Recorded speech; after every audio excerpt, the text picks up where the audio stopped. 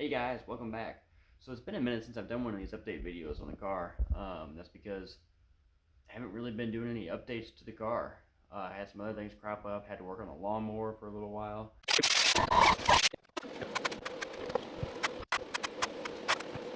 And then I've been kind of working off and on a little welding cart.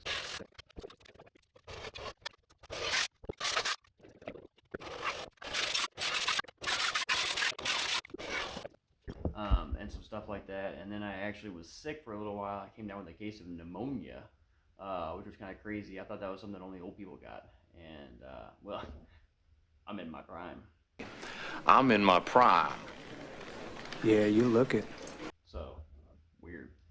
But anyways, I'm pretty much better now, and I'm looking at actually taking the car out to the racetrack for the first time this weekend. So I have been driving this car to and from work quite a bit, especially this week because I've been having some issues with my daily driver. So this has been the daily driver for the last couple weeks.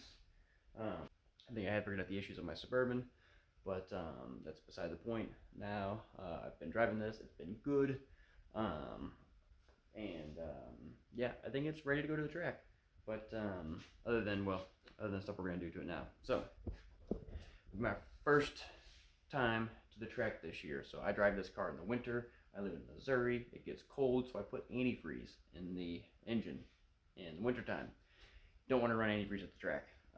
If you were to have a leak in your cooling system at the track, like I've had before, um, if you get glycol antifreeze on the track, it is very hard to clean up, and they really don't like it if you leak that on the track. If you leak just water on the track, it sucks, but it's not a big deal. It's easy to clean up. So we need to drain the antifreeze. I've been having an intermittent problem with spark plug wires just popping off. So got a couple different brands of spark plug wires on this thing. Just as over the years, as I've bought different ones and changed ones, found this one fits better on this plug, this one fits better on that plug, whatever, yada yada. There's one specific product line from one brand that seems to be the ones that keep popping off. So, got to replace those before we go. Probably gonna do an oil change. So I changed the oil in this thing right after I got back from 666. Haven't changed it again since. It's got, I don't know, 2,000 miles on it or something like that. But I always like to change the oil before I go to the track. Just makes me feel better about abusing my stuff if I do a little bit of maintenance. So, and then I think the last thing I'm going to do, I'm going to kind of get the car up in the air. I haven't had it up in the air in a while, probably over a month since I've had this car up on jack stands, been underneath of it.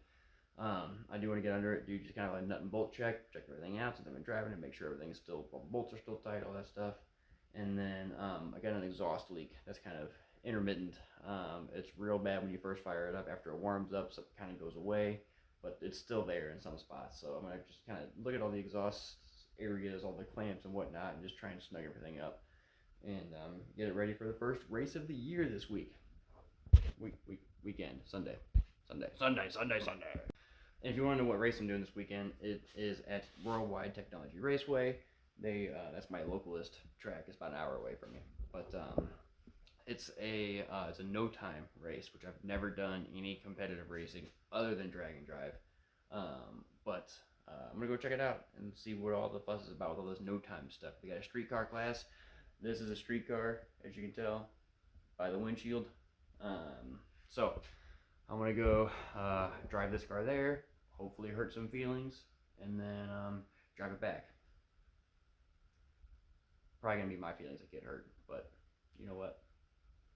It still counts.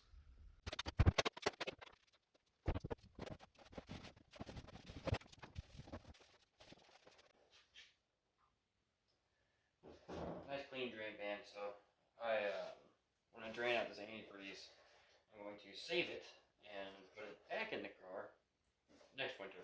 So that's why I'm wasting all this time cleaning my drain pan, so I can have nice clean antifreeze to use it again. Oh, recycling.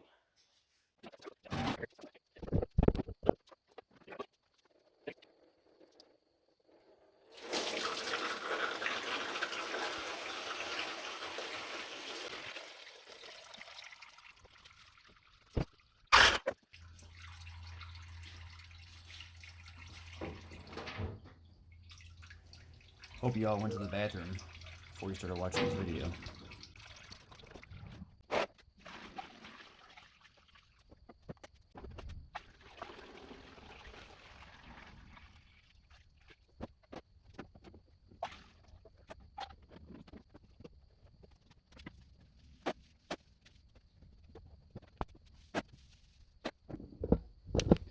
Alright, so that was about 2.5 gallons drained out of it. This thing takes about 3.5 gallons. So what we're gonna have to do is fill it back up with water, spin it over a little bit, and then drain it again and hope that we get most of the antifreeze out by that point.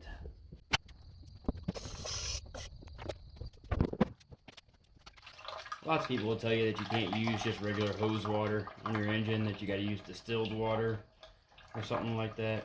And distilled water is probably better. It doesn't have the good minerals in it and stuff like that that your good hose water has. But you know, hose water is pretty much free, and I feel like, you know, if you flush it twice a year like I do, that you're just not gonna worry about it too much. Probably fine. All right, so tomorrow when my family's awake, I'm gonna go ahead and fire this up, mix all this coolant back up, and then drain it again, and then probably do that one more time, and then all the antifreeze should be out of it. It should have straight water in it. Common misconception: people think that you have to have antifreeze in your engine to keep it cool, that if you just put straight water in it, it will overheat. That's actually the opposite of how it works in real life. Straight water is a better coolant than 50-50 water antifreeze mix. Problem with just straight water is if it freezes, it cracks. And antifreeze also has anti-corrosion properties in it that keeps the inside of your block from rusting. That's why they say, you know, you gotta change your antifreeze every couple years, because antifreeze will lose its corrosion inhibition properties over time. So that's why you're supposed to flush it every couple years. It doesn't lose its cooling properties, loses its anti-corrosion properties. Or at least that's what they told me in auto parts counter guy online training that I took like 15 years ago. Anyways, yeah, that's about all we can do with that until my family's awake. What else are we gonna do? Check spark plug wires. Let's do that now. Check spark plug wires. This side seems to be good. Let's check the other side. Probably gonna retorque the header bolts while I'm in here as well, because I did notice one of those came loose a while back too. That one's tight. That one's tight, but it's kind of touching the header flange here. It doesn't look like it's cracked or burning or anything like that, but I just don't like that touching the header flange. This one's touching the actual header. I thought you was supposed to be pulled over here, dude. What are you doing over there? Oh yeah, this one's toast. Burning through. Poopies. Poopy, poopy, poopy. Hate that. Hate burning spark plug wires. This one's good and tight. This one's got to be replaced though. It's burning through. It was touching that header. Dang, this is one of my good ones too.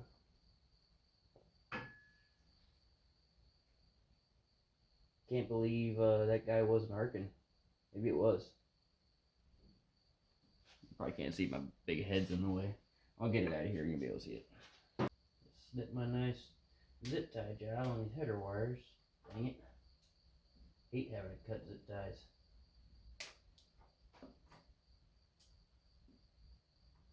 It's just wasting money. Now I gotta put more zip ties back on it. There. No bueno. Yeah, that thing running like junk. Can't believe it wasn't running worse. This is one of the worst ones I've ever burnt, honestly. Huh. Trash. Let's find a new one. So I keep an assortment of new and gently used plug wires in the trunk of this car in my spare parts box, just for this occasion. So this is my old one. I just try and find one that's kind of like it. Maybe I should try and find like this one's a 135 degree boot instead of a 90-degree boot. It's about the right length. Let's see if that guy fits. See if that. Well, this one's got shoot. This one's got a tiny bit of burn on it. Not a lot of burn, but a little bit of burn on that corner. Let's find a different one. Those are for emergency use only. Here's a longer one. That's a 135. Let's see if the 135 will fit before we worry too much about it. These headers are just. I used to have a different set of headers on this car. I think I complained about this in another video already, but I used to have a different set of headers on this car. And they fit the spark plugs way better. They didn't fit the chassis of the car. I had to bash them almost shut on one of the tubes to get them to clear the frame rails and stuff like that. And, I actually had to chop part of my controller arm mount on this side as well, I think, just to get them on the car. But they cleared the spark plugs and the spark plug wires real good. But those are also 1 3/4 tube headers, and these ones are 2-inch headers. So, it's the price you pay for horsepower. I guess, I don't know. Not like I dynoed this thing ever to know if it made more horsepower with the 2-inch tubes. Or anyway, that was another thing I noticed when I changed these headers. It wasn't just a tube diameter that was bigger, but the tubes themselves are longer. The primaries are longer. Like the collector is probably 6 or 8 inches further back on these headers than it was on my other ones. So that 135-degree boot is going to be the ticket on this one, I think. That looks pretty good. This wire's a little bit too long, but the other one's a little bit burnt up, and that was the only, that's the only 135 I've got of this MSD style wire. I need to get some, wait, this isn't an MSD, this is a Taylor Street Thunder. These ones have been pretty good. These Taylor Street Thunders were a pretty good wire. The Taylor Spyro Pros are the ones that keep falling off. But there's a couple of them Spyro Pros on that other side. None of them on, this one here is a Spyro Pro, and it's nice and tight. So I don't know what's going on with them ones on the other side, but yeah, they kept popping loose. So, alright, gotta zip tie these back up, and that job should be done. I don't really mess around with cutting the tails on these zip ties or anything like that either. I mean, this car's not like it's a Riddler or anything, I don't need to get that fancy. Alright, let's get a 5/16 wrench and see if we can't put any Titan on these header bolts. That one's tight. That one's tight.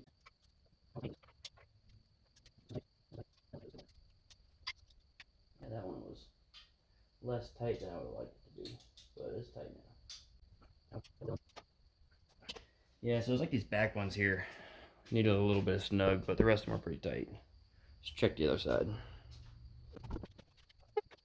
This is kind of part of routine maintenance on a race car, just making sure that bolts don't come loose. This is what people are doing. They say they're doing a nut and bolt check on their car, making sure all the nuts and bolts are still there and tight. Last one. That one's tight.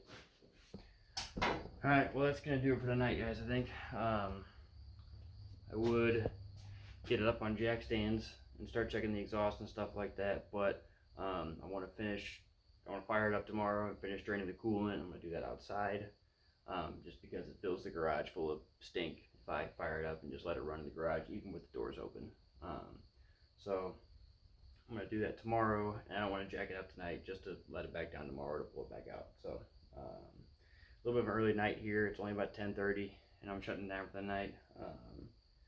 But I don't know, might do some cleanup or something like that. But yep, be back tomorrow. Alright, so it is tomorrow.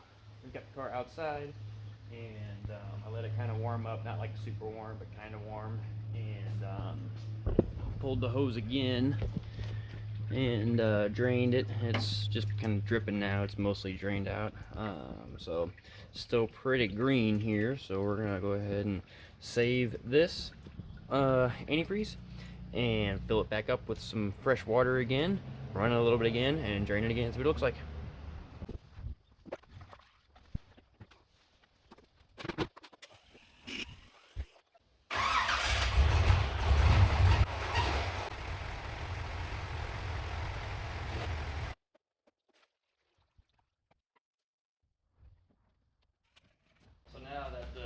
water that's coming out is mostly clear. What I'm going to do, I took the upper radiator hose off now, put the lower radiator hose back on. I'm going to fire it up and then just keep flushing fluid through it with the hose just into the radiator and letting it dump out of the upper radiator hose just to make sure we got every little bit of glycol out.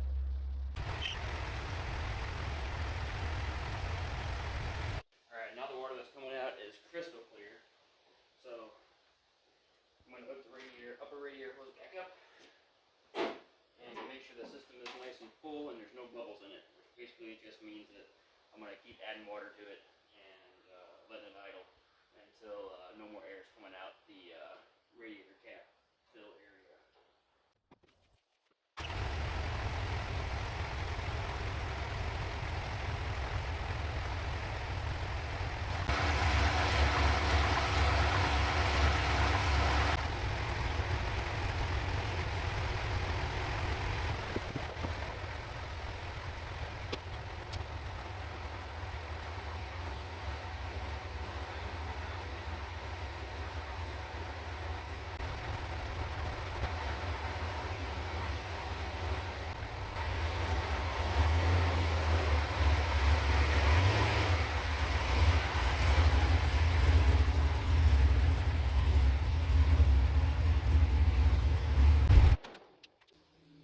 Is that fun, Bobby?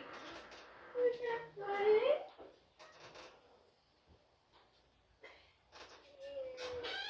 Alright,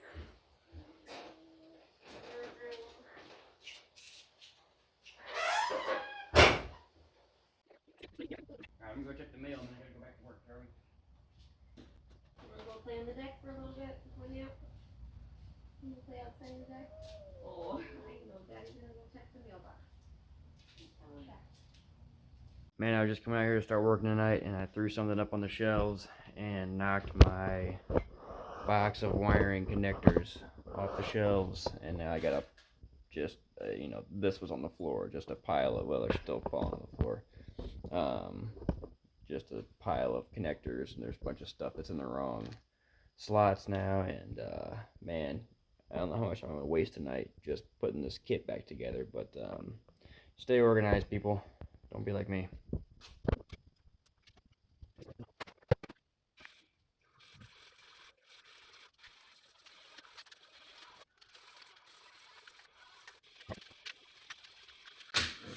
Alright, all back together.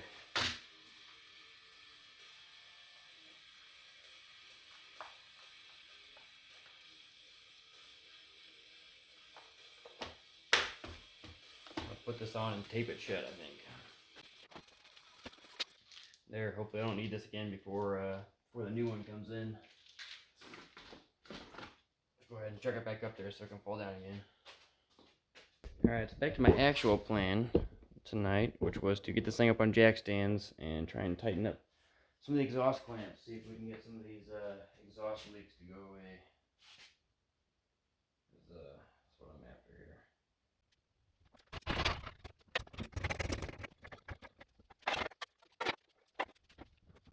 So you guys are going to have to kind of bear with me while I work under the car. Without a lift, it's really hard for me to get like any good camera shots under the car. Do what I can, but yeah, apologies in advance. And it's just doesn't turn out as good on camera as working on, top side of the car. Not really good lights under there either. Like I got my drop lights, but I mean, again, only goes so far. So the threads on the square end of the spinal cord cable still looks fine, but the plastic threads, I kind of forgot about this. I had forgotten to hook that up correctly. What was this? Oh, that's that, yeah. I had forgotten to hook the cable up during 666, and it was just kind of like laying on this header here, or not this header, but this exhaust tube here. And, well, that plastic threaded end got a little bit, you know how plastic does when it gets hot, and doesn't want to thread back on, so I can only get like half a cross thread on this guy. What I might do is see if I can't get a pair of pliers up there and just get like at least one full good cross thread on it, and see if that'll work.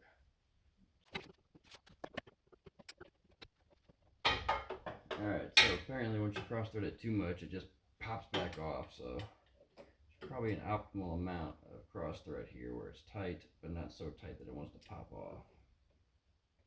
We're going to try and find that optimal cross thread here. I think it's probably about there. Like I said before, probably about one full cross thread.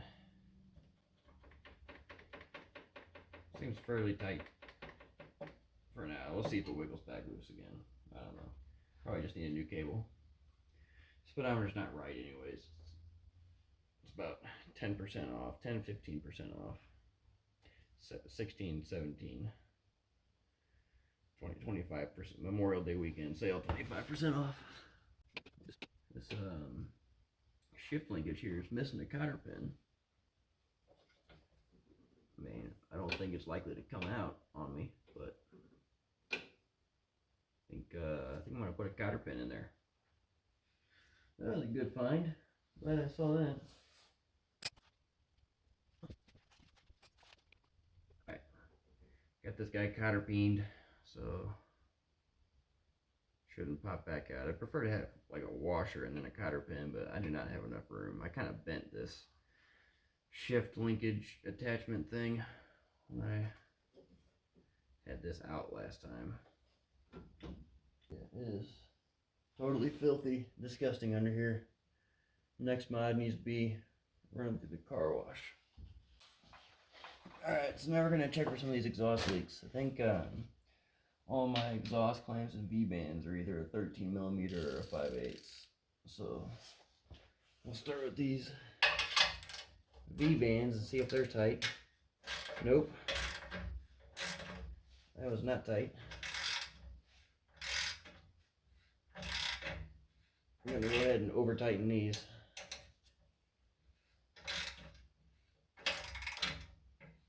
That's better.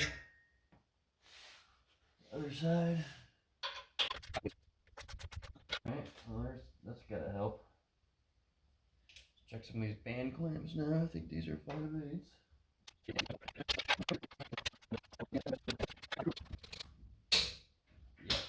that one needed some help too. After the muffler, I don't really care if it leaks. If the tailpipe leaks, you probably won't notice that much of a difference, but that should help. Alright, so all the V-bands were loose, and a couple of the band clamps were loose. I feel like this car has a pretty cool exhaust system on it. Maybe one of these days I'll take a video and I'll showcase my handiwork on this custom exhaust.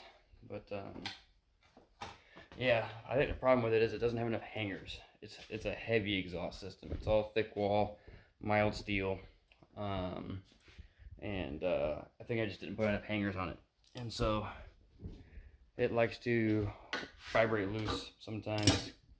It's not properly supported. But one of these days I'll get around to fixing that and adding the appropriate amount of hangers to it. Probably just keep tightening these every 6 months.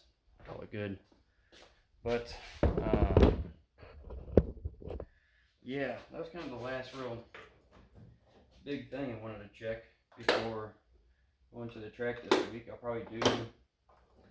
Let me check my list here real quick before I say that. I'd like to do an oil change and check the transmission fluid. But that's about the last of what I want to do before taking this thing to the track. But, yeah, change the oil on it mañana, and then I guess it's race time. They're calling for rain on Sunday again. Man, it kills me. It's the 4th time I've tried to race this year, and well, you guys haven't seen any racing videos yet this year because I haven't, and every time it's because of weather or something like that, and it's really starting to take its toll on me. So cross your fingers that it stays dry over Memorial Day weekend here, and we can get some runs on this thing. I'm really feeling confident. Really feeling good about it. Really want to get some. Yeah, I just want to race. Just want to race.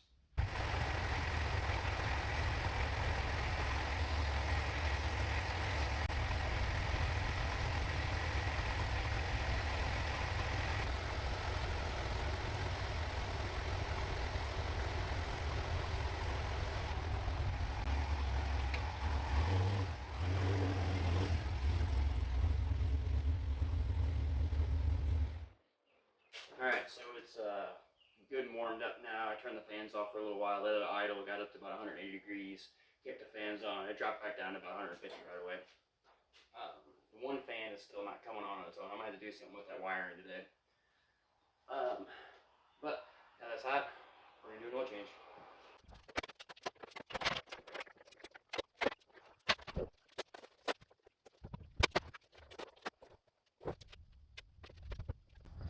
So while the oil's been draining, I've been putting a new battery in my Suburban here. Took this one out, putting this one in. Been having some issues with this thing lately, and I'm hoping this new battery is gonna fix me up, but we'll see here, I guess.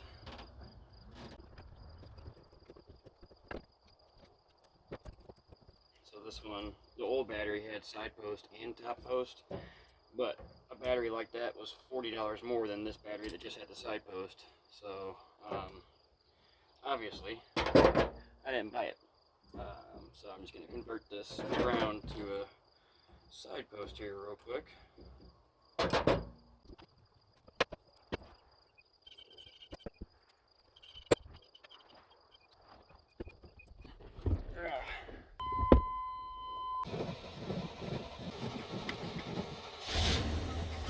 Alright, well, new battery lit right off here. It hasn't run in a couple weeks, so I wasn't surprised. It took a little bit of cranking to get going. But I'm not going to say electrical problems are fixed. I've still got no turn signals. So I don't know what's up with that, but I'll have to figure something out, I guess. What about hazards? Do I got hazards? Oh, I got hazards. Yeah. My hazards are hazarding,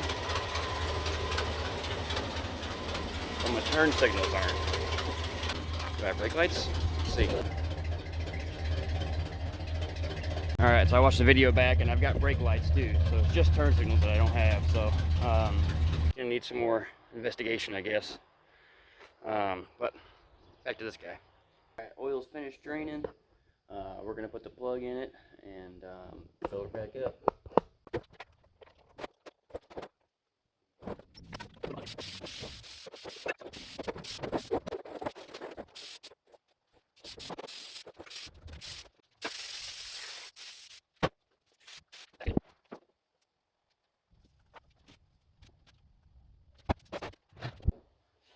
I run Valvoline VR1 2050. Basically because it's like the cheapest racing oil that you can get. A lot of people run it, seems to work pretty good.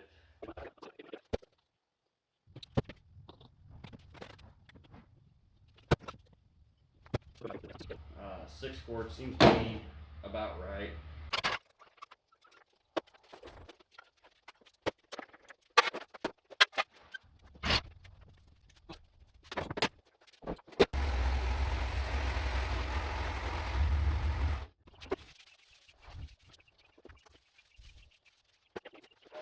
Alright, so this driver's door has been fighting me constantly. Basically, the hinge bushings are worn out, so the door's like super saggy. I mean, there's tons of play in it, and I didn't want to close all the time. And it's fighting me getting out sometimes. And part of the problem is too, sometimes it like locks itself because these lock bushings just keep sliding out. And you know, here's the lock, and then it falls down inside the door. I can't get to it. It's a whole thing. But I took the door panel off. I'm gonna try and see if I can rig this just good enough to where I can actually open the door every time and close it. I should just fix it. I get it. Really don't have time to do that today though. So we're gonna do what we can do.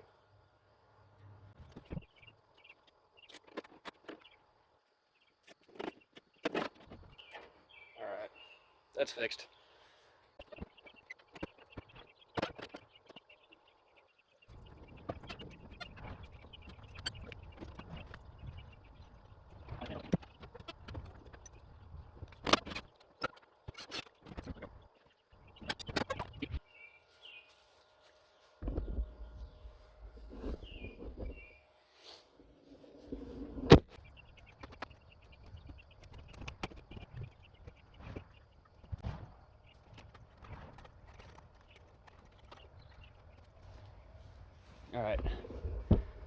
Dash is back in. Looks just so much better with the dash back in it. So, I'm gonna go ahead and say that the car is ready now. Next thing is to pack tools up and get that going on. So, that's where we're at now. I'm gonna close it.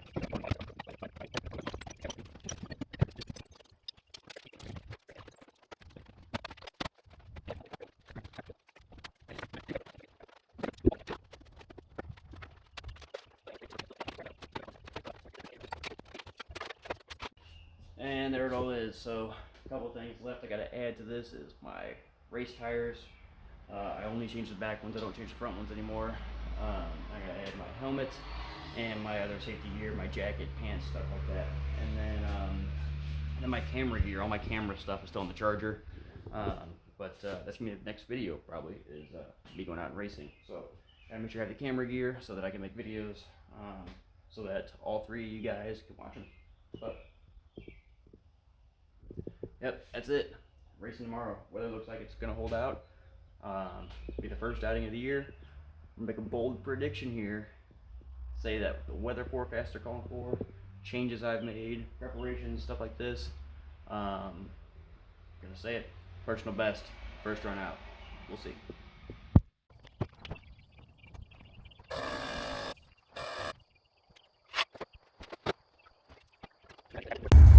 Where are all the street cars at? Nobody else is even really unloading their car. They're still sitting there on the trailers and got everybody scared.